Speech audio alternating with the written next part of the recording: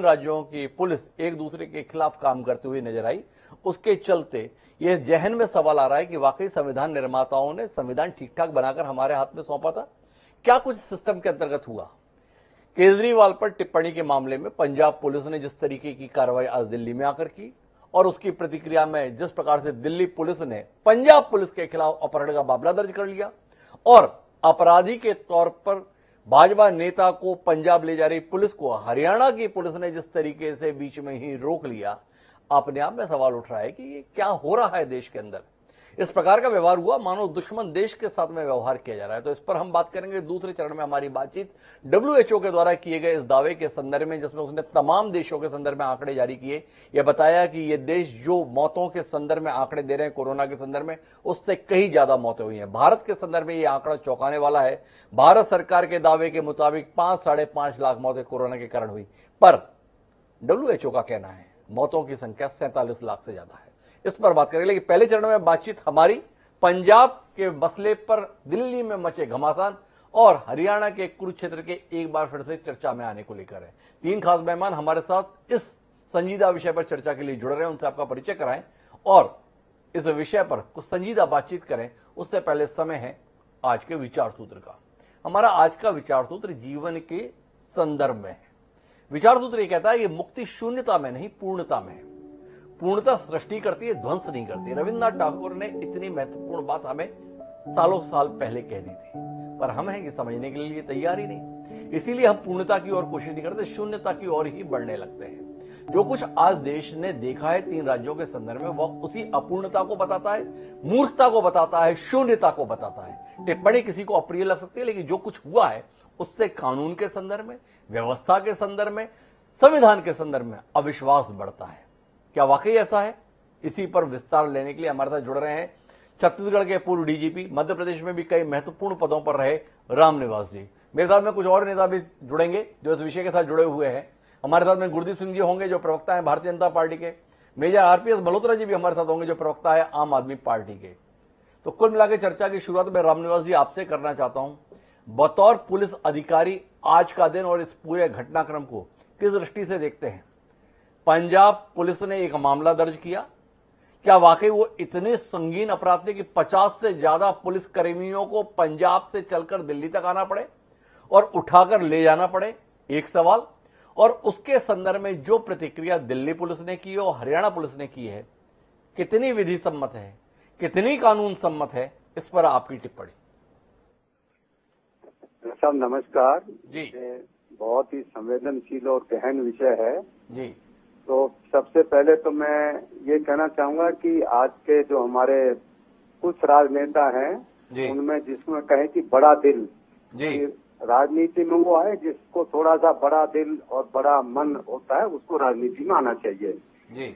और तो इस प्रकार की कार्रवाई पंजाब पुलिस ने और कई जगह और भी हो रही हैं, कई राज्यों में और भी देखने को मिली है। तो उससे कि आसाम पुलिस किसी को ले गई, दूसरी पुलिस किसी को ले गई, तो ये इस प्रकार की घटनाएं पूरे देश के लिए भी, समाज के लिए भी, संविधान के लिए भी, पुलिस व्यवस्था के लिए भी खराब है जी। और जो पंजाब पुलिस ने किया है कि पंजाब में पहले इतनी समस्याएं हैं, ये एक छोटा सा प्रकरण था क्योंकि राजनीतिक प्रकरण है जी। और उसमें उतनी तत्परता से जो दिखाई और उसमें पूरी कानूनी प्रक्रिया का पालन नहीं किया गया जी। यदि दिल्ली पुलिस को आना था तो दिल्ली पुलिस के जिस थाने से उनको पहले ये लेना था, जिसकी गिरफ्तारी करनी थी, उस थाने में सूचित करते, उस थाने की पुलिस को साथ ले जाते, साथ ले जाके गिरफ्तार करते, गिरफ्तार ले जाके माननीय न्यायालय में पेश करते, ट्रांजिट रिमांड लेते और ले जाते। तो ना तो उन्होंने वो सीधे घर पहुंचे, घर में भी जो भी उनके परिवार वालों ने आरोप प्रत्यारोप लगाए वो बात अलग है, लेकिन जो एक अपना CRPC में प्रावधान था उसका भी पूरा पालन नहीं किया गया, जिसकी वजह से फिर दूसरे हरियाणा दिल्ली पुलिस को और हरियाणा पुलिस को बीच में अपना एक उसमें उनको रोकने का एक प्रावधान मिल गया, रोकने को उनको एक मौका मिल गया। यदि वो पूरी प्रक्रिया का पालन करते तो इसमें इस प्रकार की घटना नहीं घटित होती। वो ट्रांजिट माननीय न्यायालय में जाते, गिरफ्तारी दिखाते, ट्रांजिट रिमांड ले लेते और फिर अपना 24 घंटे जब तक वो उनको ट्रांजिट रिमांड मिलता तो वो वहां ले जाके अपना पूरी कानूनी कार्रवाई करते। बड़े महत्वपूर्ण टिप्पणी रामनिवास जी के, वो बता रहे हैं कि प्रक्रिया का पालन भी पंजाब पुलिस के द्वारा भी नहीं किया गया और चूंकि उसने प्रक्रिया का पालन नहीं किया इसलिए दिल्ली पुलिस और हरियाणा पुलिस को हस्तक्षेप का मौका मिला। लेकिन मैं गुरदीप सिंह जी आपके पास आना चाहता हूं, जिस तरीके से आप लोग इस विषय पर कूदे हैं कमाल है। क्या कुछ तेजिंदर सिंह बग्गा ने ऐसा कर दिया था जिसके कारण से आपको लगा कि अगर इस संदर्भ में आप साथ में खड़े दिखाई नहीं दिए तो जैसे आजादी का कोई शहीद है उसके साथ खड़े दिखाई नहीं दिए?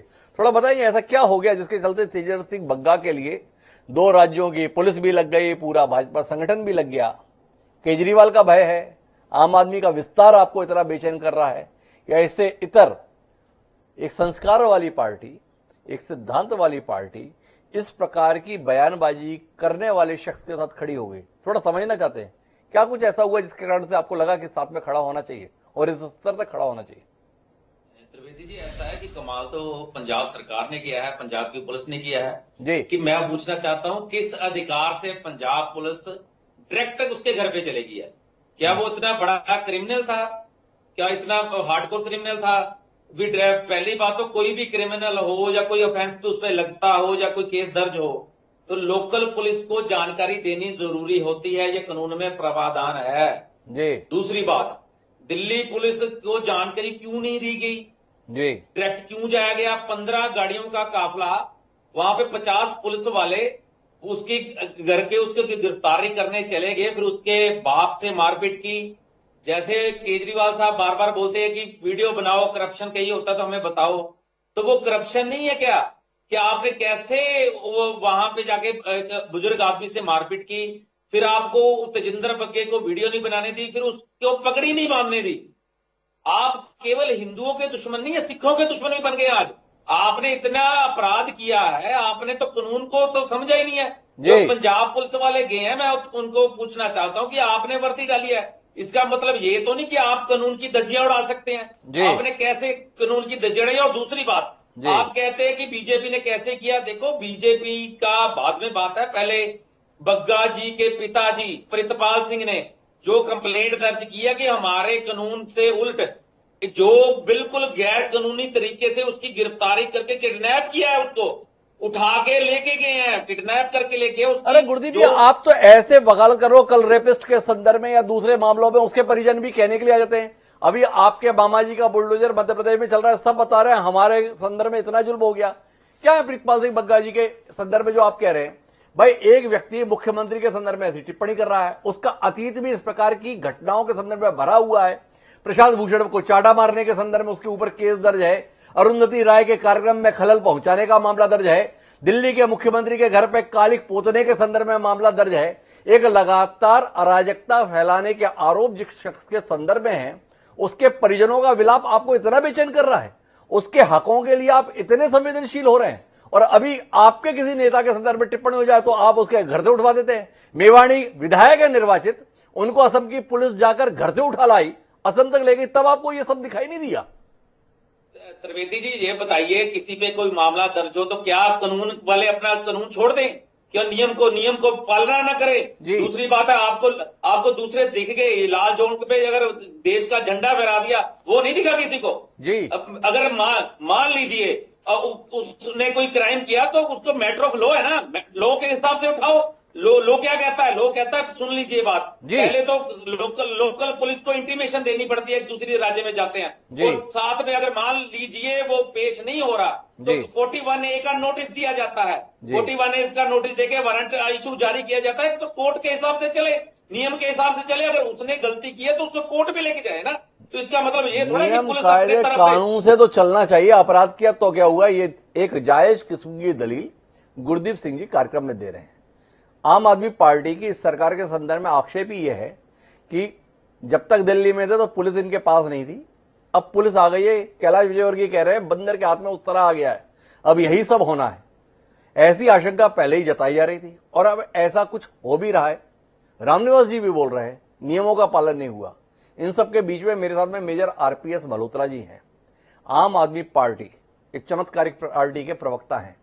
कुल मिला के मल्होत्रा जी, आप भी उसी राह पर चल निकले जिसको लेकर आप शिकायत करते थे। एक राज्य आपके हिस्से में क्या आया, संभल नहीं रहा। सीधा सवाल। देखिए द्विवेदी जी, ऐसा कुछ नहीं है कि हमसे संभल नहीं रहा, सारा कुछ हमारे कंट्रोल में है जी। और बहुत अच्छे अच्छे फैसले आपने खुद ही सुना होगा मीडिया के थ्रू कि बहुत अच्छे फैसले जनता के हाथ के लिए जा रहे हैं।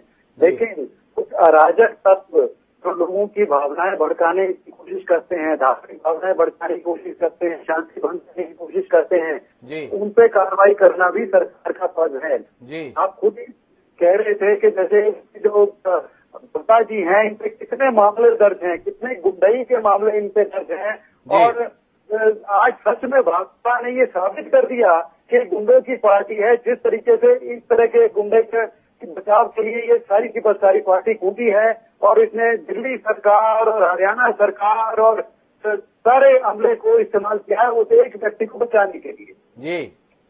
और आप देखिए कि पंजाब पुलिस ने सारी प्रक्रिया फॉलो की है। मल्होत्रा साहब, सीधे तौर पर सवाल हैं बहुत स्पेसिफिक। एक तो आपने एक ट्वीट के कारण से मामला दर्ज करके उसे इतना संवेदनशील बना दिया है। जो आपके राष्ट्रीय संयोजक और दिल्ली के मुख्यमंत्री हैं, इस हिसाब से तो उन्हें कम से कम 50 बार जेल में चले जाना चाहिए। तो उन्होंने तो इतने ट्वीट और इतने बयान दूसरों के संदर्भ में दिए और बाद में माफी मांगते हुए अदालतों में दिखाई दिए।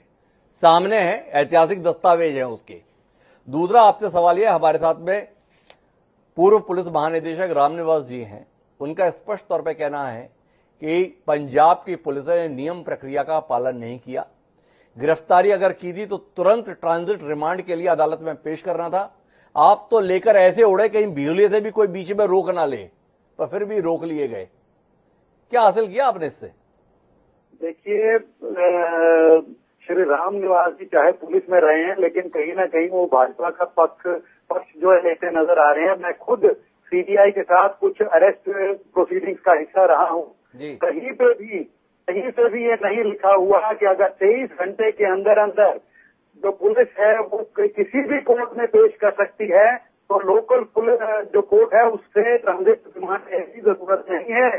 दिल्ली आने में 5 घंटे नहीं लगते जनाब, तो पंजाब आके उसको पेश कर देना था 9 बजे। मल्होत्रा जी ने तो सीधे तौर पर कानूनी प्रावधान का हवाला देते हुए रामनिवास जी की निष्पक्षता को ही संदेह के दायरे में ला दिया है। तो रामनिवास जी, या तो आप स्वीकार कर लीजिए कि भाजपा के साथ आपकी बेहद मोहब्बत है इसलिए आप ऐसे बयान दे रहे हैं, या कानूनी दृष्टि से आपका जो इतना लंबा प्रशासनिक तजुर्बा है, थोड़ा सा नियम प्रक्रिया के तहत बताएंगे कि कहां चूक गई दिल्ली पुलिस, कहां चूक गई पंजाब पुलिस, कहां गलती करके हरियाणा पुलिस। हेलो, आप मेरे से पूछ रहे हैं? मैं रामनिवास जी से पूछ रहा हूँ। रामनिवास जी पर सवाल है। मैं इसमें डॉक्टर साहब आपको निवेदन करता हूं जी कि जो सीआरपीसी में प्रावधान है कि आप 24 घंटे के अंदर पेश कर सकते हैं, वो तो प्रावधान है जी। लेकिन साथ में ये भी है कि यदि आप दूसरी अपनी जब आप जिस जगह पे गिरफ्तार करते हैं उसकी पुलिस को भी सूचित करेंगे जी। और जब गिरफ्तार या तो आप उसको बिना गिरफ्तारी करके उठा के ले जा रहे हैं तो फिर उन्होंने किडनैपिंग का केस दर्ज कर लिया। यदि आप गिरफ्तार करते तो गिरफ्तारी वहां दिखा के फिर उस संबंधित थाने में से जिसमें से गिरफ्तार कर रहे हैं उस थाने की कोर्ट जो भी लगती है उससे ट्रांजिट रिमांड लेना था जी। ये बिल्कुल स्पष्ट कानून के अंदर है। जी। शायद जो हमारे प्रवक्ता साहब हैं उनको भी इसका ज्ञान नहीं होगा, सीबीआई के साथ बहुत लंबे समय तक रहे होंगे, मैं उनका सम्मान करता हूं। लेकिन यदि अपना ज्ञान दोबारा से ज्ञान वर्धन करने, यदि जनकपुरी थाने में जिस भी थाने से कोई गिरफ्तारी करता है उसी के मजिस्ट्रेट से उसको ट्रांजिट रिमांड लेना रहता है। यदि उन्होंने गिरफ्तारी नहीं की और उसको लेकर चले इसलिए उनके ऊपर किडनैपिंग का केस आ गया। तो इसमें तो कानूनी प्रावधान रूप से स्पष्ट रूप से पंजाब पुलिस ने कानून के प्रावधानों का पालन नहीं किया और इसीलिए दिल्ली पुलिस को उनके खिलाफ और उनके अधिकारियों के खिलाफ किडनैपिंग का केस कायम करने का एक पूरा कानूनी प्रक्रिया उनको तो अधिकार मिल गया। और आप जब देखेंगे कि इसीलिए हरियाणा पुलिस ने उनको रोक भी लिया। यदि ट्रांजिट रिमांड लेते तो किसी भी प्रकार से कोई पुलिस उनको रोक नहीं पाती, रोकती तो फिर उसी पुलिस के विरुद्ध ये कानूनी मतलब के ड्यूटी के लिए प्रावधान उत्पन्न करने के लिए हाई कोर्ट या माननीय उच्चतम न्यायालय में केस दर्ज हो जाता है। रामनिवास जी, मेरा एक सवाल है आपसे। ये आम आदमी पार्टी की सरकार को सत्ता में आए कुछ माह ही हुए हैं, 50 दिन 60 दिन कुल इतना ही हुआ है। ये पुलिस क्या नियम कायदे कानून पूरी भूल गई पंजाब की? उसको नहीं पता कि नियम क्या है, कायदा क्या है, कानून क्या है। सरकार ने कहा उठा लो, उठा लाए। क्या आपको लगता है कि वाकई अब इस देश का सिस्टम भरोसे के लायक रह गया है आम आदमी की निगाह में? ये मेरे से सवाल है डॉक्टर जी बिल्कुल आपसे ही सवाल है, क्योंकि ये तो पूरी पुलिस प्रक्रिया पर सवाल उठ रहा है। ये जो है ये निरंकुशता का एक बहुत सबसे बड़ा उदाहरण जी। है और पुलिस का दुरुपयोग करने का भी सबसे बड़ा उदाहरण है कि मैं पहले भी यहाँ से कि पहले उन्हें पूरी पंजाब पुलिस आके अपने मुलजिम ढूंढ नहीं रही है। जी। दिल्ली में जो छोटी छोटी घटनाएं हुई हैं उसके लिए इनको सबसे बड़े अपराध दिखाई दिए और मैं तो स्पष्ट रूप से इनको प्रवक्ता साहब को कहूंगा, ये माननीय मुख्यमंत्री दिल्ली के लिए भी उनका छोटे दिल का भी वो प्रदर्शित करता है। सत्ता मिल जाए उससे कोई बड़ा आदमी नहीं हो जाता। उन्होंने राजनीतिक रूप से भी 50 जगह माफी मांगी है और अपना जो है वो बड़ा भाव नहीं दिखाया है और ये उनके लिए भी एक खराब हिस्ट्री है, पूरे देश के में भी है कि उन्होंने तो सत्ता मिल गई तो कोई इसका पद का ये नहीं मिल गया कि पहले बहुत बड़े नेता गए हैं स्वतंत्रता संग्राम में भी, लोगों ने भी मध्य प्रदेश में, छत्तीसगढ़ में, देश में देखा है जो बड़ा दिल दिखाते हैं। और यदि कोई उनके प्रति टीका टिप्पणी कर भी दी तो राजनीति में आए क्यों नहीं, इतना डर लगता था तो टीका टिप्पणी से अपनी वही नौकरी करते जहाँ जो कोई उसमें सेवा में थे। फिर किसने कहा था और 50 जगह वो खुद ही झूठ बोलते रहे हैं, खुद ही वो करते रहे हैं कि मैं उसमें राजनीति में जाऊंगा नहीं, पद के लिए आऊंगा नहीं और फिर उन्होंने पूरी वो सारी की सारी किया। तो ये जो भी है तो ये पूरे के पूरे केजरीवाल जी की दोहरी मानसिकता को और एक तरीके से उस मानसिकता को प्रदर्शित करती है। इसको प्रदर्शित करते हैं। कुल मिलाकर रामनिवास जी बहुत नाराज हैं इस राजनीति के तौर तरीके को लेकर। मुझे जाना तो गुरदीप जी के पास में, लेकिन निशाने पर तो सीधे आम आदमी पार्टी है, इसलिए मल्होत्रा साहब वापस आपके पास आना पड़ेगा। इसी के लिए पंजाब में सरकार बनाई आपने कि कुमार विश्वास के घर पुलिस भेज दो, अलका लांबा के घर पुलिस भेज दो, बग्गा जी के पास पुलिस भेज दो। कौन से जन्म के हिसाब बाकी रह गए हैं? थोड़ा लिस्ट दे देंगे किस किस के घर पे और पुलिस भेजने वाले हैं। दिल्ली में सरकार रहते हुए पुलिस मिल नहीं रही थी, अब आई है पुलिस हाथ में, चूक न जाए कोई जिससे हिसाब चुकता करना है।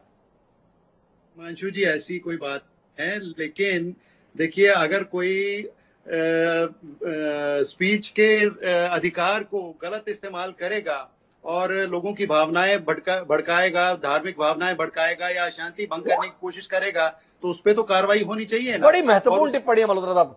केजरीवाल जी के खिलाफ कार्रवाई कब करवा रहे हैं आप? जानने में मेरी दिलचस्पी है।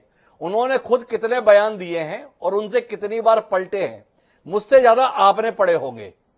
कितना दोषी मानते हैं अपने नेता को और उसके संदर्भ में भी ऐसी किसी कार्रवाई की उम्मीद हम कर सकते हैं? हिमांशु जी, केजरीवाल साहब ने कभी किसी की धार्मिक भावनाएं भड़काने की कोशिश नहीं की, कभी शांति भंग करने की कोशिश नहीं की। ठीक है, राजनीतिक प्रतिद्वंदियों के खिलाफ वो बोलते हैं, लेकिन वो उसमें कुछ भी गैर कानूनी नहीं है। और दूसरी बात देखिए, अभी रामनिवास जी से आप बात कर रहे थे और उन्होंने कहा था कि पंजाब पुलिस ने लोकल पुलिस को इन्फॉर्म नहीं किया। मैं माफी चाहता हूं, मैं उनके साथ दोबारा से असहमत हूं कि अरेस्ट करने के बाद जो जनकपुरी का पुलिस स्टेशन है वहां पे पंजाब पुलिस के एक डीएसपी गए हैं इन्फॉर्म करने के लिए और उनका एक वीडियो भी आया है और वहां पे एक डीएसपी को दिल्ली पुलिस ने डिटेन कर लिया।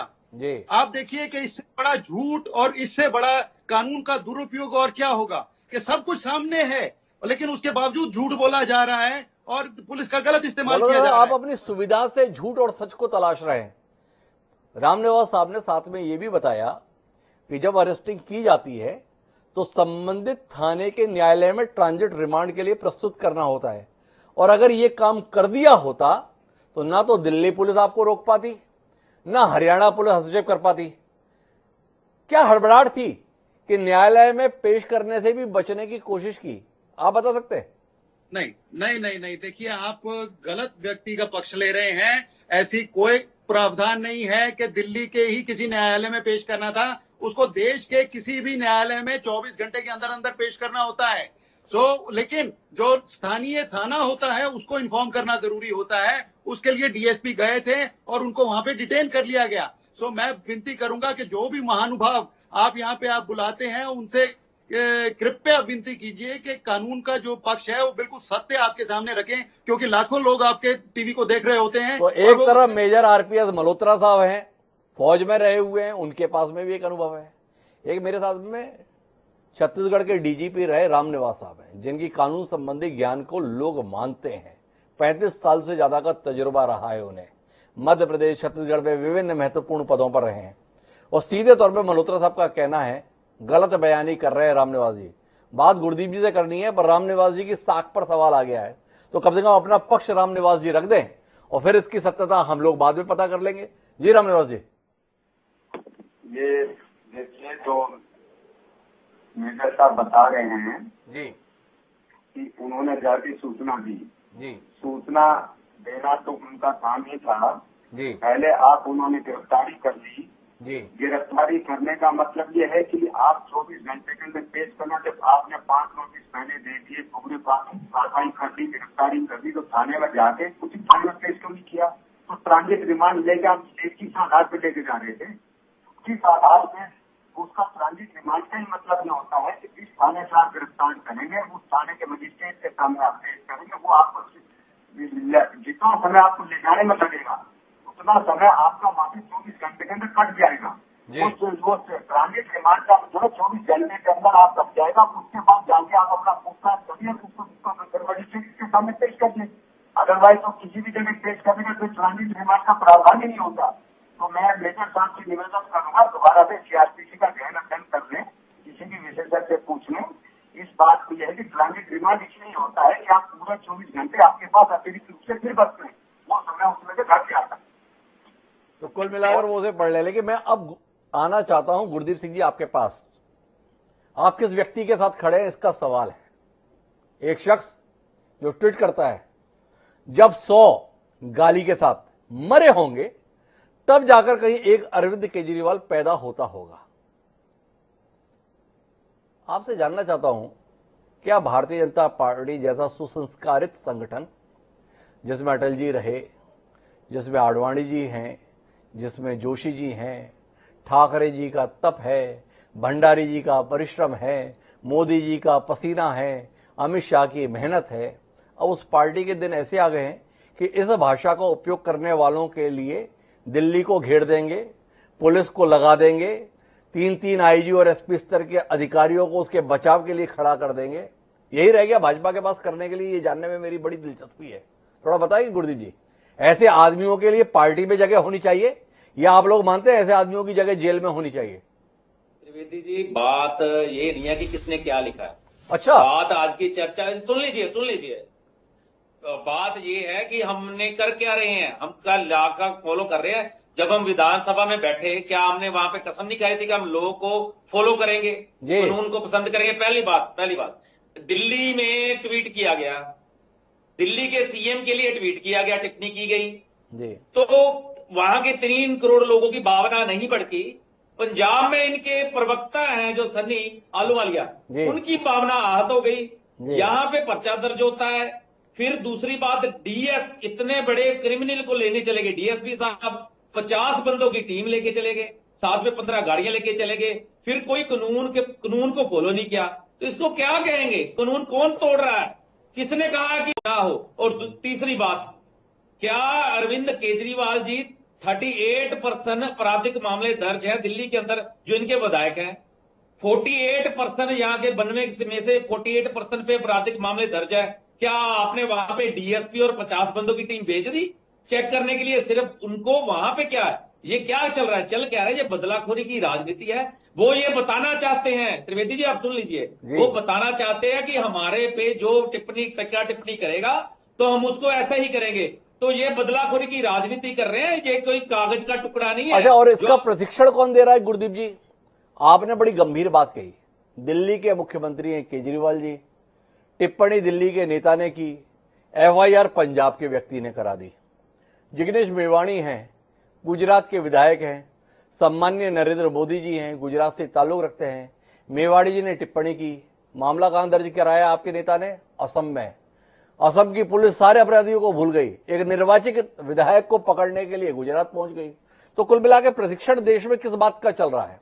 आप तमाम राजनीतिक दल किस राह पर देश को ले जाने चाह रहे हैं, इसे जानने में बड़ी दिलचस्पी है। तय कर लिया आपने कि मुंह खोल के तो दिखाए इस देश में कोई, बता देंगे कि मुंह खोलने की गलती क्या होती है? जी त्रिवेदी गुरदीप जी, जी। हम कानून को फॉलो करते हैं। मैं फिर बार कह रहा हूं, हम किसी को ये सेटिस्फाइड कॉपी नहीं देते कि कोई गलती करे तो हम उसके साथ हैं। जी। मैं ये कहना चाहता हूं कि वहां पे जाके मारपीट करना, वहां पे पकड़ी उसको बांधने नहीं देना, उसकी वीडियो नहीं बनने देना, ये क्या दर्शा रहा है? अगर ये बार बार कहते हैं कि ये पार्टी गलत है, ये पार्टी गलत है, हम नया कुछ देके देंगे, तो इन्होंने नया क्या कर दिया? इन्होंने तो मतलब फॉलो, अगर कोई गलत करता है तो हम गुरदीप जी की justify शिकायत थोड़ा ये है करते भाई, हैं कि हमने उसके- जो भी किया वो तो ठीक है, पर आम आदमी पार्टी ने तो कहा था हम नया करेंगे। नया क्या कर दिया? वह भी वही कर रहे हैं जो पहले बाकी लोग कर रहे थे। पर देश को इस संदर्भ में विचार करना चाहिए। क्या इस देश में अभिव्यक्ति की आजादी के मायने यही रह गए कि अगर आपने मुंह खोल दिया और असहमति का स्वर उसमें आ गया तो कोई ना कोई कानून की धारा लाकर आपको बता दिया जाएगा कि यह मुंह खोलकर आपने कितना बड़ा अपराध किया? क्या यह सिलसिला ऐसे ही चलता रहेगा या देश की अदालत इस विषय पर कोई संज्ञान लेकर ऐसा कुछ करेगी जिसके चलते संविधान में जो अभिव्यक्ति का अधिकार दिया है उसके संदर्भ में भरोसा बन पाए कि यह अधिकार हमारा सुरक्षित है? वाकई ये चिंता का विषय है और इन चिंताओं के बीच में सरकारों को विचार करना चाहिए कि वह परस्पर पड़ोसी राज्यों के संदर्भ में व्यवहार कर रही हैं या परस्पर दुश्मन देशों के तौर पर व्यवहार कर रहे हैं। इस पर सभी को चिंतन करना चाहिए।